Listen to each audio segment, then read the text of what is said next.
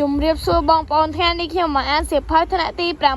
6មេរៀនទី1ឧបករណ៍ភ្លេងប្រពៃណីកស្គរយីកេស្គរយីកេធ្វើឡើងអំពីឈើ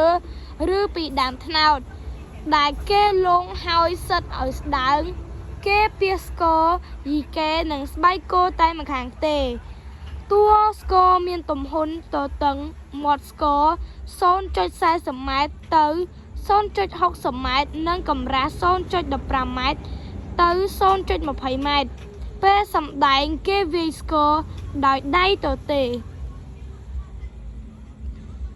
ស្បែកខ្សែព្រាត់កងដែកស្នៀតនេះគឺជាស្គរយីកេបងប្អូនអរគុណជម្រាបលាបងប្អូនជួយ like និង follow ម្នាក់មួយផង